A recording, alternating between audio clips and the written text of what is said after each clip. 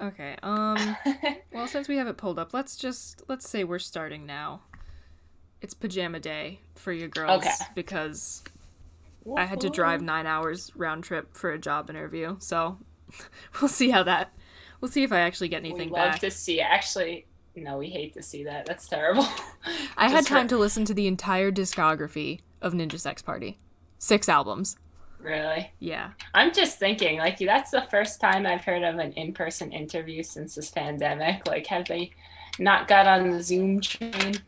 I genuinely have no idea, but whatever. If they give me a job, that would be fantastic. But I've got some fun topics today, and my sound quality is better because I bought a snowball microphone because it was absolutely atrocious last time. Nice. And I didn't even realize it until I posted the video. I was like, oh god, that's what I sound like. But we don't have any other choice, so up it goes. So what do we got? Oh, what was the thing you wanted with your friend? We have a Yes. listener. Someone Yes. listened to us. Shout out to my good friend Mary. Thank you for listening to episode 1. And as you know, we were discussing breads for sandwiches and, whether or not What that constitutes a qualifies them sandwich? being, yeah, and does it have to do with the bread? And she said the whole sandwich debate, I kept thinking about how Ireland's Supreme Court said that Subway bread has too much sugar to legally be considered bread. Apparently, the sugar content qualifies it as cake instead. That's an And absolutely I did not know disgusting that, thing to but think about. I hate it. yeah, I hate it so much, but that's so we'll funny. post the Yeah, that'll be linked down below for NPR anyone who wants to article. do. NPR. The fact that it's But NPR. yeah, I did not know that. I love that. That means it's true. So, jumping into another food-related debate, is cereal with milk a soup? Jeez. I almost yanked my headphones out. Once again, good. Once again, now I think it has to do like what is in the bowl. I feel like that really necessitates, is it a soup? And I feel like since it's not hot, it can't be a soup. Yeah, but there's Cereal, gazpacho. it's cold. And that's soup that's cold. I don't think it is a soup. Because, I don't know, something about it just doesn't seem right. I don't think you can call it a soup. Yeah, I mean, well, I guess the temperature shouldn't have to do with it, because if you take like canned soup, like yes, it's still soup, but Yeah, okay, it doesn't point taken. become soup once you heat it up. When But does no, something philosophically become soup? At what a title? temperature does it become soup? Did we learn about that in science in high school? I don't know. Well, we must have skipped that unit. When does something become soup according to the temperature? Very bold of anyone to assume that I was paying attention in high school science. True. Honestly, I didn't start paying attention to school until it started coming out of my pocket, meaning in college. Yeah. That's when I'm like, all right, Okay, well now we're gonna do well you're gonna this make time. me. But yeah, no, I don't went think to it's public a soup. school. And I can't exactly justify why, but when I say that, it sounds wrong, even though it's a provocative Twitter hot take, like just dropping cereal as a soup in your feed and then leaving to watch everyone that follows you like implode. I do not agree with it. I don't think it's a soup. I think it's a snappy one-off thing that you can say to piss people off. But like, why would people think it's a soup? Because it's a liquid? Because like, not everything you... food and not in... a fluid? Because it's liquid, but it also has, like, solid food in it. But the tomato soup doesn't necessarily have a solid. It's just... I think it has to do with the consistency. Like, it's thick with a Q. Thick with a Q-U-E. No, but I feel soup, like it has to be thick. Thick. But but I don't know, like some soup has like really thin broth, like chicken noodle soup is like pretty thin, but then it has like solids, and then I guess they're saying that cereal could be a soup because it's liquid with solid food in it, but that doesn't define a soup. All soups. Things like tomato soup exist where it's just liquid. I don't know where to go with this one. I just know I don't like it. I just don't understand. Why is my phone being blown up? I just think cereal's in its own category. And then you got the cereal category consists of cold and hot cereal, like oatmeals. Like, yeah. You wouldn't say oatmeal's a soup, but it's a cereal. Yeah, no, I wouldn't call oatmeal soup. I don't even, first of all, don't like that. It's gross. Texture is bad. But no, I would, if anyone called that a soup, I think I would have to, like, deck them. So yeah, I'm gonna say no. Cereal is not a soup, and if you think it is, I think you need to take a long, hard look at your life. Reevaluate your food. Just go to the supermarket and just stay there until you figure it out that it's not a soup. Taking the hardest left turn I can possibly think of right now. Is atheism just another religion? Wow, that is way. That one was on my 180 on my Reddit thing. That one was the one I found on Reddit where it's like, what are pointless debates you can talk about? And they were like, is atheism just another religion? And I was like, I don't know. But atheism, that's lack of religion. That's their whole thing. But it's a belief system. No Your belief system is that you don't believe in a higher power. Mm-hmm. Or I don't know. I guess you could call that kind of just like a dogma. But would you say, I mean, your belief system extends to past religion or like organized religion, what we think, like it includes your morals. So would you just say having morals, like you're religious? What is the definition of a religion? We have to pull out the dictionary for these. Religion definition. The belief in and worship of a superhuman controlling power, especially a personal god or gods. So no, atheism isn't just another. Yeah, it's a system of beliefs. I guess you believe. Yeah, but you could say you have morals. But it's not a religion because it doesn't. Yeah, because there is no higher power.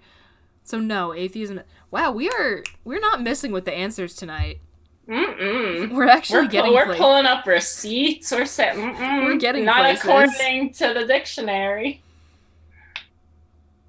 Yeah. Okay. Well, let's move on into something that we can really sink our teeth into. Mm-hmm. These are too easy. We need the challenges. Challenge us. Should you button up a shirt starting with the bottom or the top?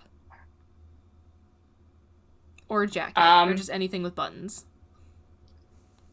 What? Now I'm thinking, when is the last time I buttoned something? I think I start from the bottom. Yeah, the bottom. Easy, the bottom. Yeah, actually, now that I'm thinking about it, buttoning one up at the top, like, that feels weird. Because, listen, I've made the mistake of starting at the top, and then, like, you have an extra button because you messed it up, and you did not calculate the correct number of buttons. It's a mess, and you're in a rush. I'm trying to remember times that I have, like, buttoned up a shirt, and sometimes I feel like this is so weird, I feel like I start in the middle. Because sometimes I'll be wearing a t-shirt under it, and I, like, want to expose a little bit of it. Oh, I see. Well, I mean, I've done the one button where it's, like, a jacket, and you want, like, some of the bottom and then the top open. I mean, I do that, but it'll be like with a flannel shirt sometimes if I have, like, a graphic tee on under that, like, it's not imperative that people see the whole design, but I want people to know it's there. So, wait, would you start in the middle and then continue down or up, or just, like, do you just pick, like, every third button to do? I mean, I would start in the middle and then go down because I'm trying to leave, like, kind of like a V for the, part of the design of the shirt. Okay. That's usually it. Uh-huh. I guess if I was, like, wearing it, like, to wear it, I would probably start at the bottom. Like, if that was, like, if that was the shirt and nothing else. Or, like, if I was wearing, like, a dress shirt that buttoned up. Because I feel like when you start from the bottom, your buttons, then you can gauge, like, all right, how revealing, or how many buttons do I want to keep open? And sometimes Yeah. I honestly don't know until like the bottom's done. I'm like getting up there. I'm like, well, are we gonna do another? Are we Where are we gonna do going with another one? this? What's the vibe for today? What if you wear a tie, though? It's basically getting dressed. It's an adrenaline rush. A tie? Well, Yeah, if is I that don't really then is wear it okay ties, but to start at the top because you got to get the button that's like difficult to do. Because otherwise, I feel like it's weird to start at the bottom or start at the top. If I feel like that would be the only time. I don't know. We should ask a tie wearer. Join us next week for my dad's response to the tie button question, because he's the only person I can think of off the top of my head who had to wear a tie to work for a very long time. But yeah, no, that's the only time I could think of that would be like a thing you would do, because sometimes that one's like really hard to get. I don't know. Yeah, I don't know. That's a pretty solid one. I feel like there are other like top to bottom questions. For example, when you're in the shower, do you start top to bottom or bottom to top, or are you just all over the place? Who in God's name starts at the bottom? You start with your feet? Disgusting! I do not. No, but do you remember that internet trend where like it was being revealed that people weren't washing their legs, or was that just me? No, I am remembering something recent that's even worse about like straight men's, like tending to be straight men specifically. If you're on TikTok, I feel like you've probably heard this, that like apparently there are guys out there who think it's okay to like not like clean between their ass cheeks. Because apparently that's gay. Wow. Fellas, is it gay to be hygienic? No, but there's, oh my god, I have to link it in the description. There was this TikTok where somebody was doing that trend where like they make those like kind of like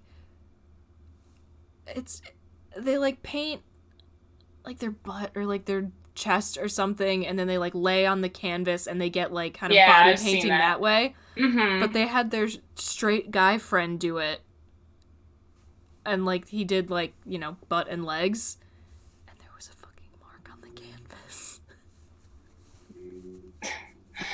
Oh my god. Oh my.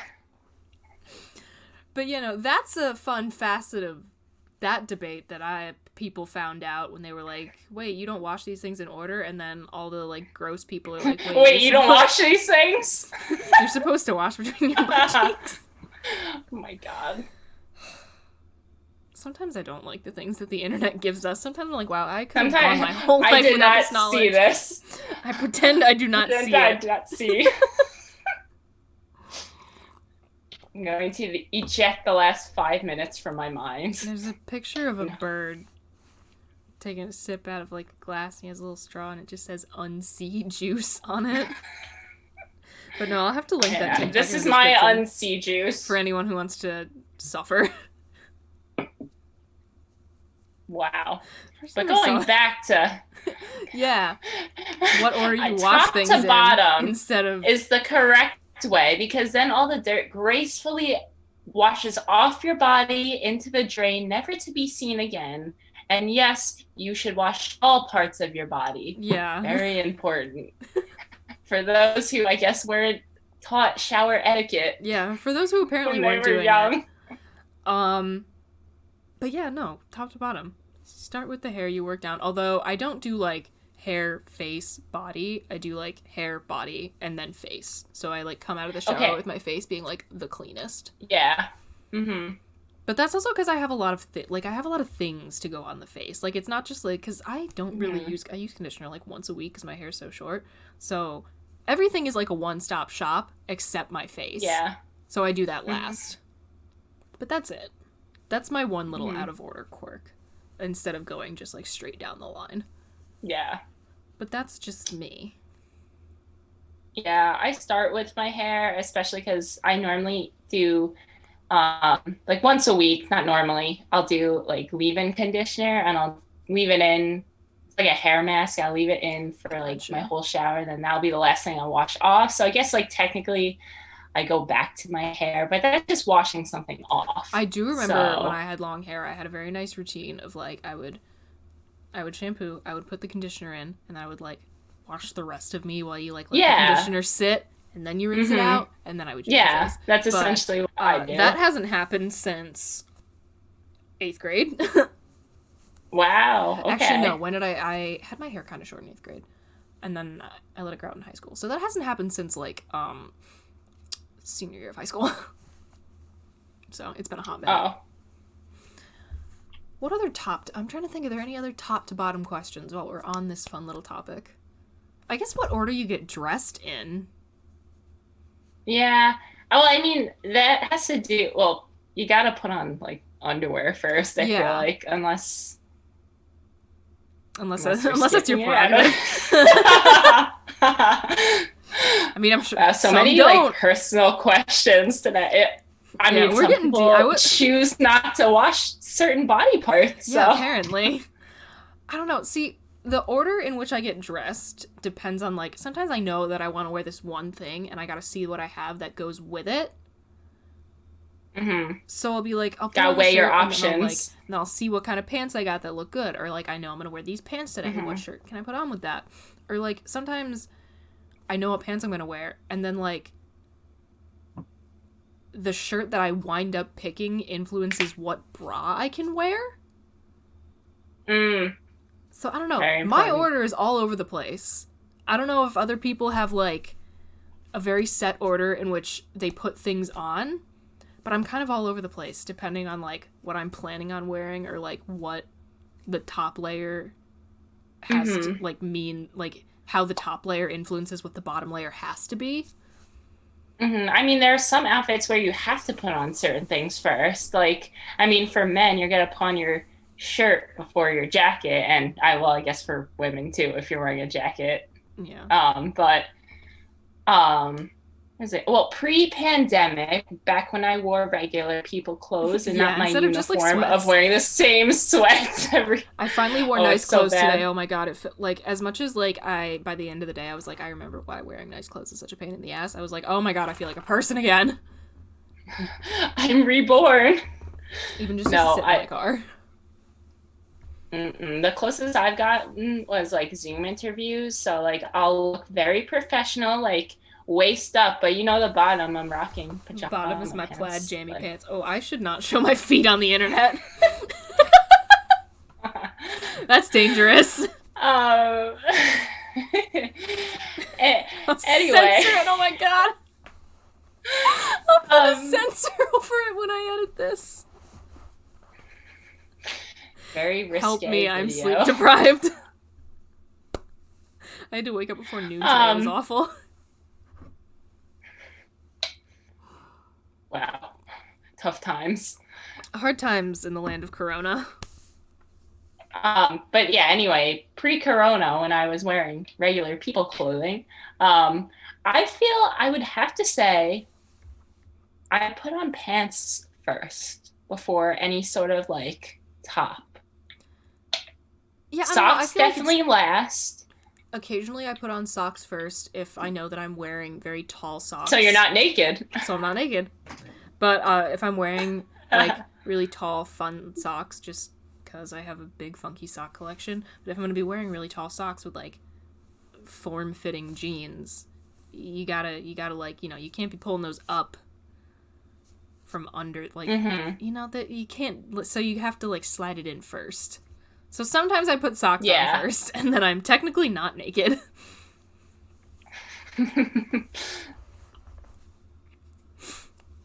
Yeah, I don't know. I see. That makes my hot sense. Take. I say having deeply explained it instead of just dropping it and leaving.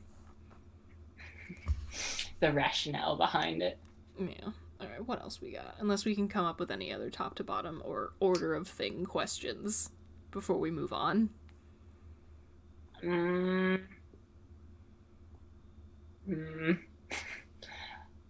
Not quite certain. Nothing comes to mind, and Nothing's I feel like coming to mind. I feel like I'm forgetting so many things. So I'm just like, again, I'm like so scattered and all over the place. This is like the busiest day I've had in literal months. I feel like now, whenever I have a busy day, like it'll be maybe two things I'm doing, and I don't do much these days. So I'm like, whew, what a busy day. Whereas Yeah. like pre-corona, I was And then doing I look 5 back at million my things. I'm like, oh yeah, it's a Tuesday. literally I look back at my plan, like I was flipping through, I look back at my planner, the amount of things I had written in one day and like the way that I am now, just like because of like circumstance. We are two different people. Like literally January me is not October me. nope, literally all I've done today was sit in my car for 9 hours. I got out of the car twice. Well, I mean technically something. Long road trips do take a toll on you, especially if you're the one driving. Okay, but literally, I was talking about that with my mom. I was like, why am I so exhausted? I literally sat in the same place for 9 hours. And she was just like, yeah, I don't know. The same thing happens to me. Like, it feels like you're doing a lot, even though you are just sitting there. Mm-hmm. And I don't know, maybe it's because, like, your brain has to be, like, pretty active. Because you're driving. But then, even then, I feel like I'm not... Even then, I feel like my brain isn't super active. Because, like, I'm at that point... Because, like, when you first learn to drive, you're like, oh my god, like, I'm so aware of the fact that I'm driving and all these things that I need to be doing. Both hands gripped and ready for anything. But then when you have been driving for a while, like, it's like that John Mulaney bit. He's like, you ever been thinking about something for, like, 20, 25 minutes? And then you realize, whoa, I'm driving! And I have been for a while! And that's the point I'm at now. So I don't even know, like, why it would be that mentally taxing, because I'm at the point where I just forget that I'm driving. I feel like that depends where you're driving. Like, if I've been on a highway for 2 hours, like, you're just going in a straight line. Forget, like, oh yeah, I'm in a car right now. Like, I could kill people if I wanted. That's what always always so happens bad to me when I'm on the highway, because I always forget. And also, like, I am a left lane bitch. I have no business in the right lane. Mm-mm.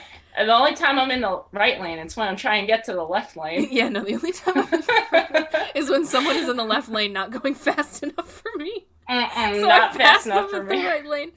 Although I gotta say, I get so annoyed when I'm doing like 85 and a 60 and someone goes on the right to pass me. I'm like, I'm sorry, was I not speeding enough for you?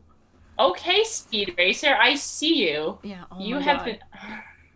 No, I speed a little, but like I try to keep it cool, you know. See, my car I try to be has a wonderful feature where it beeps at me if I am going far enough above the speed limit to be pulled over for it. It's beautiful. Oh, I can go right there.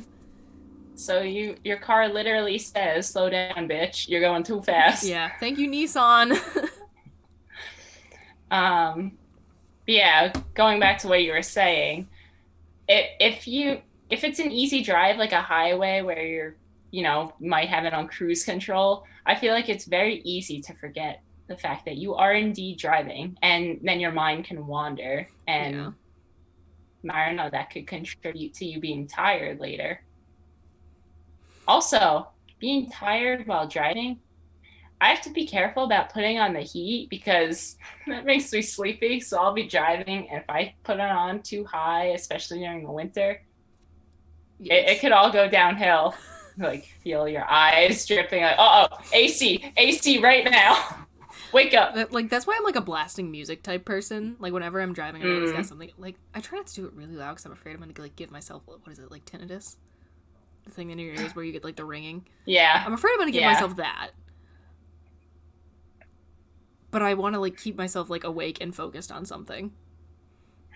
That just reminded me, my sister, her car, she always cranks up the music, but that's because she has some car issues that don't sound too great. She's like, that doesn't sound good. Let me turn off the music so I don't have to hear that. Pretend I do not see it.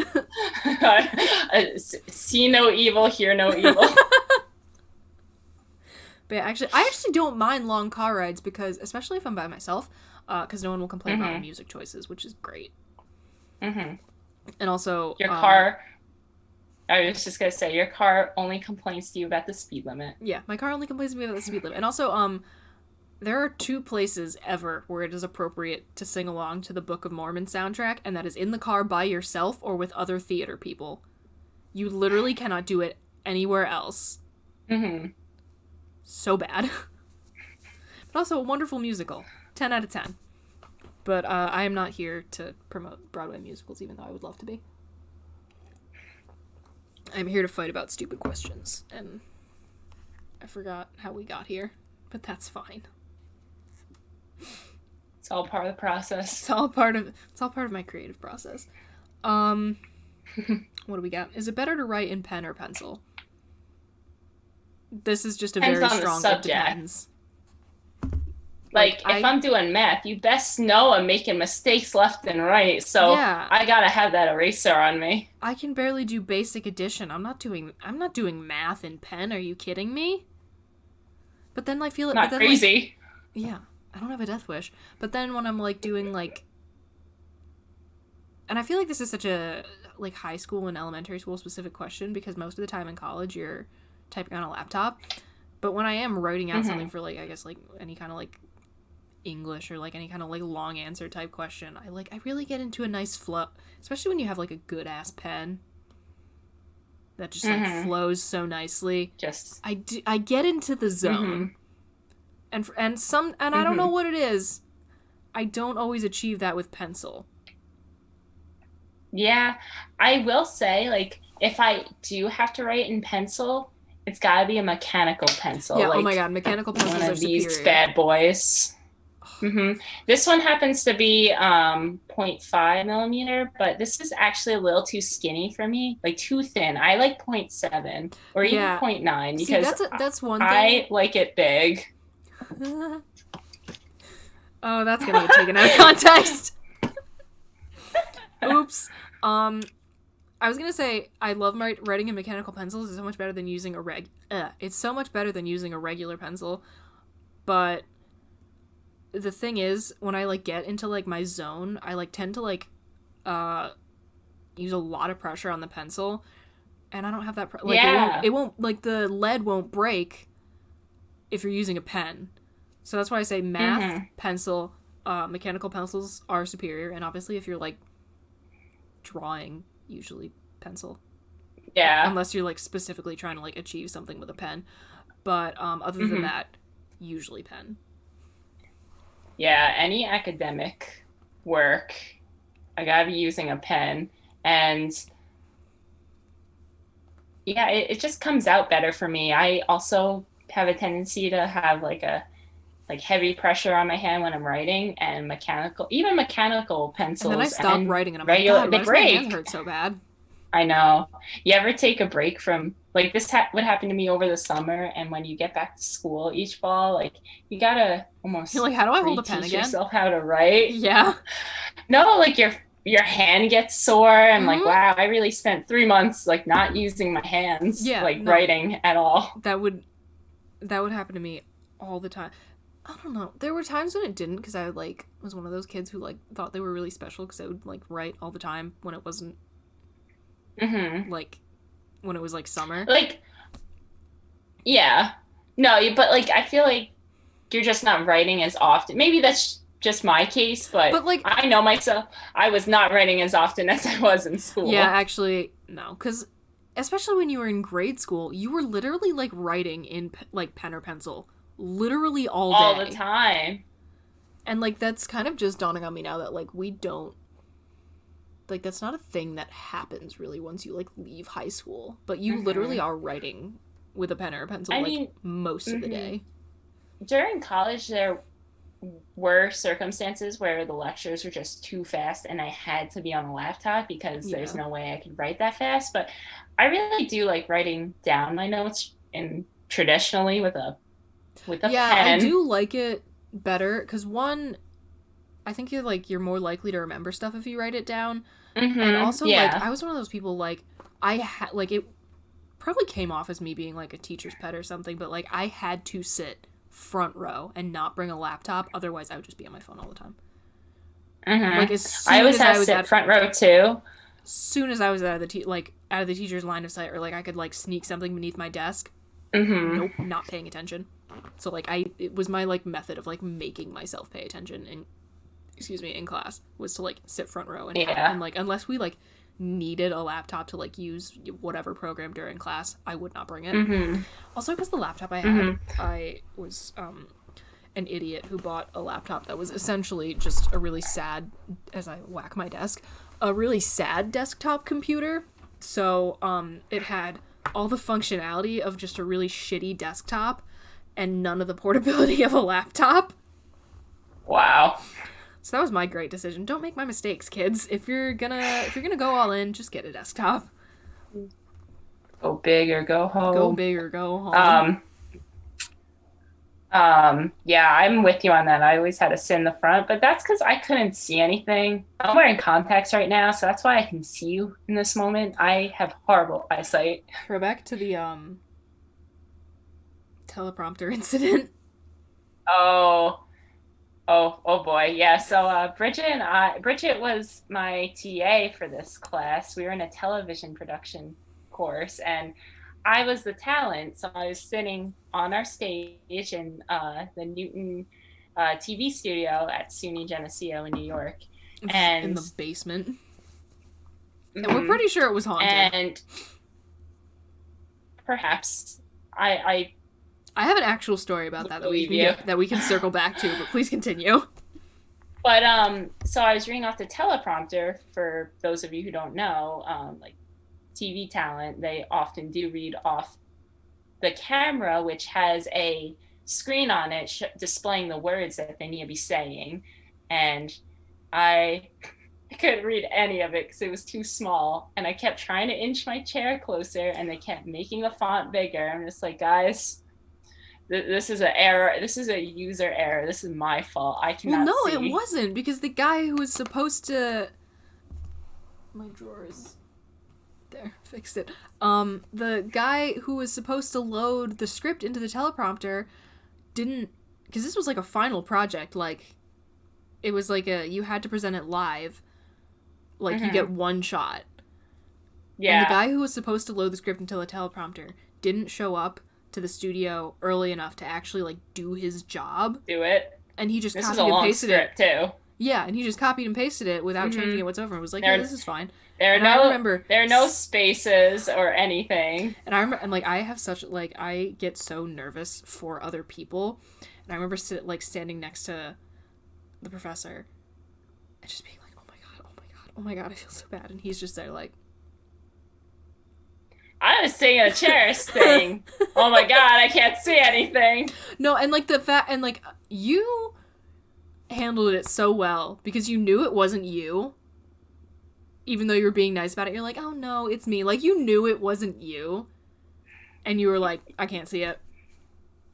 And I was just there like, damn. Sorry, guys. Tell him. Can't see. Oh my god, what a time that was. Yeah, we thought that studio was haunted, because, without giving too much revealing information away about this person, the professor was a very intimidating looking, like, 6 foot tall Slavic man. And there was this really creepy hallway off of the studio space that led to, like, this, like, really, like, old, like, grimy, like, basement storage space that, like, I would not be surprised if they found a body in there. And,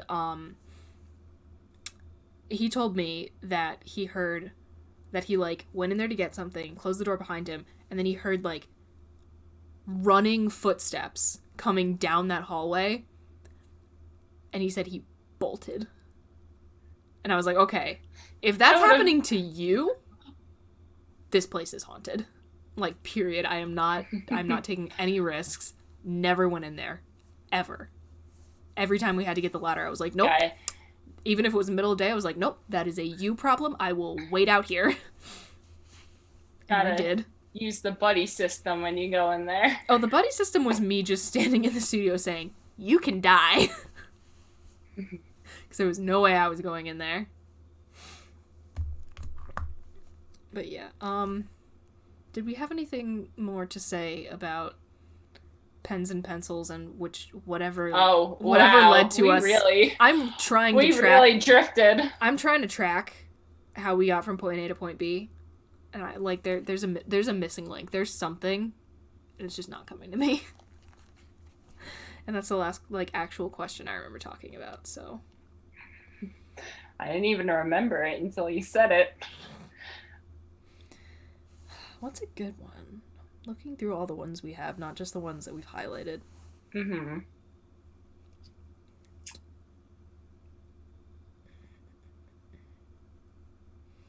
I mean, there's always pineapple on pizza, but like, I just think it's disgusting.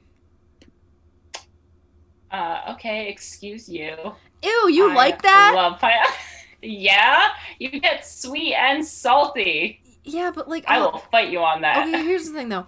I am all for, like, the sweet and salty type thing. Like, I love me some, like, chocolate-covered pretzels, that kind of stuff. My issue with pineapple on pizza is texture. The texture of a, like... Is pineapple technically citrus?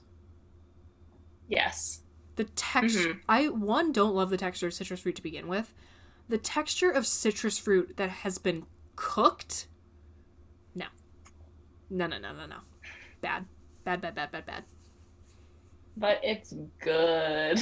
And I'm not a big citrus fan either. Like, I don't like oranges.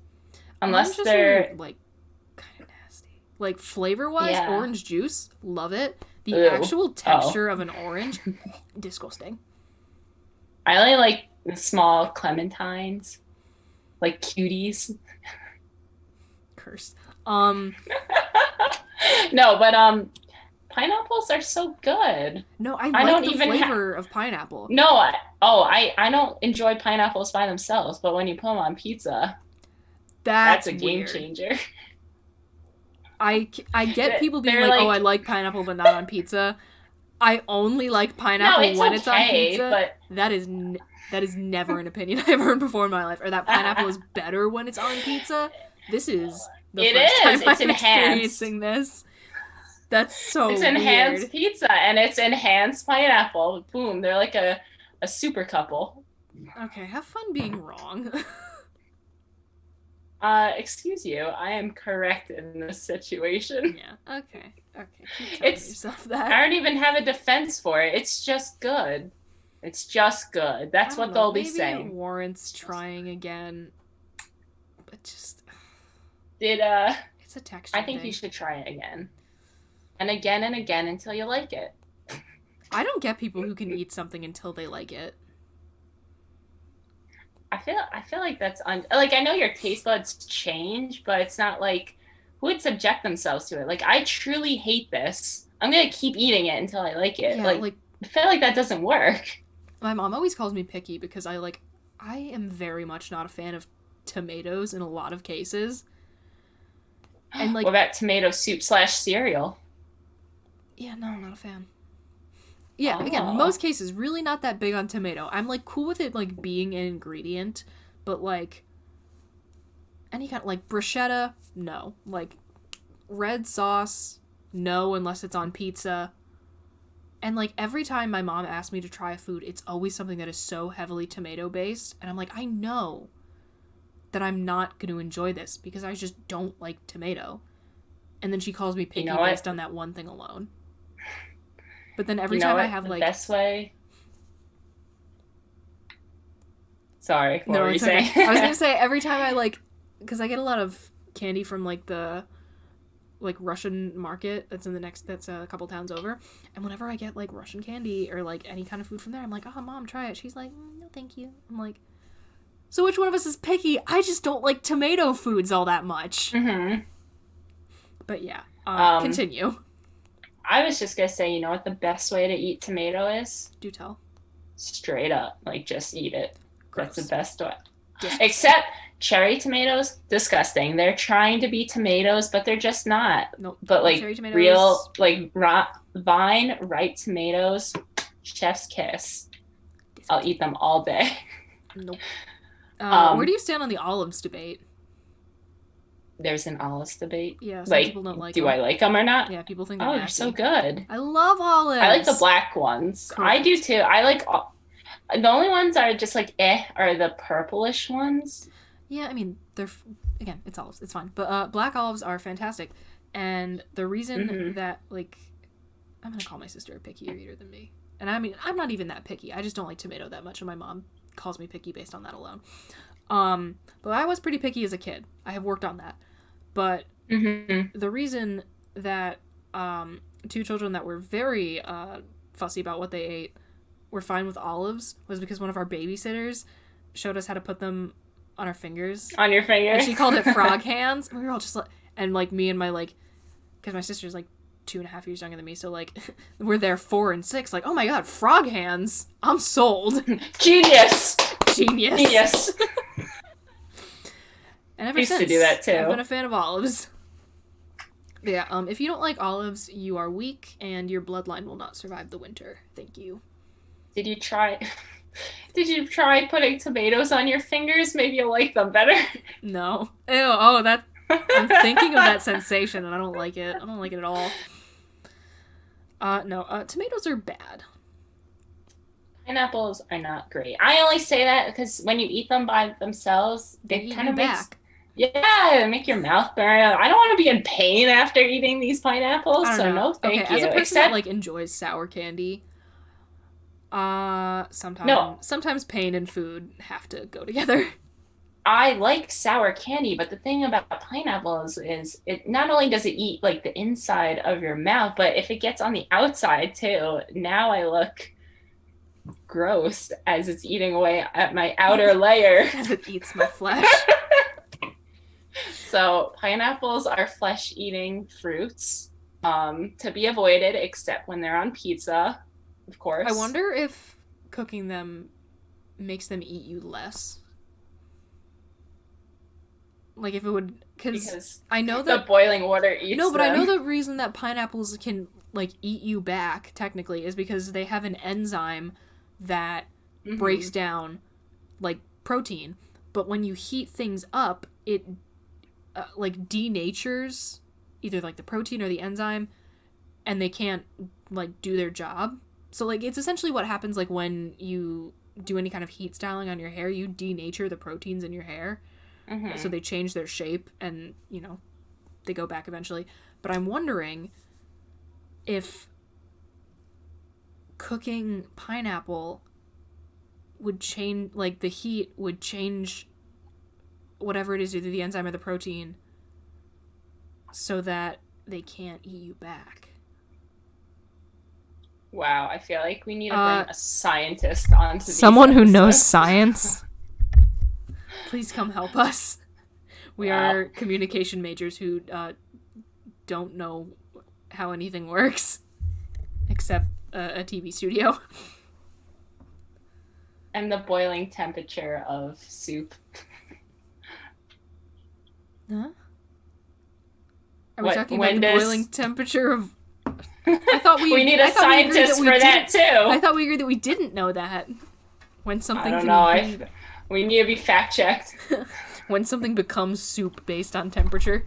Oh my god, I keep hitting this and it's really annoying me because I have a window right there.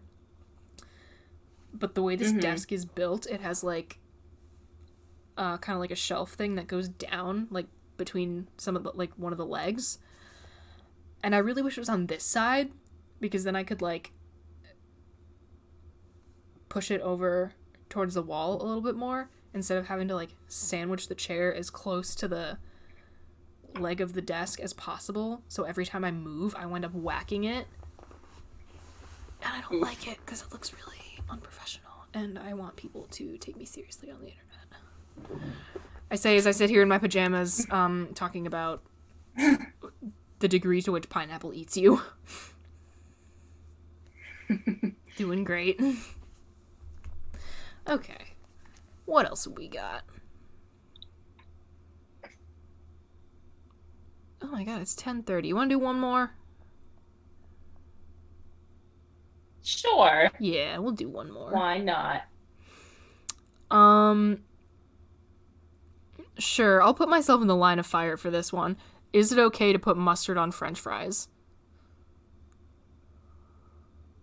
The answer is yes. Absolutely not. What? Yes! Bridget. It's good. That is immoral. It's good.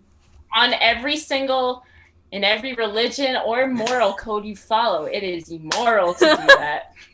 Mustard's good. Sorry, it's better than ketchup. I'm not saying it's bad, but it does not belong on a French fry. It does not belong on all French fries, but it is good on some. Thank you. Oh no. Ketchup is the only condiment that deserves to be on a French fry. No, I do not want a tomato smoothie ruining my beautiful potatoes. Ooh. So good. I love tomatoes. And ketchup. Ketchup is the best condiment. Oh my god, I know a girl literally like Tomato is a fruit. Tomato is a fruit. I know a girl literally like every food is just a vessel for ketchup.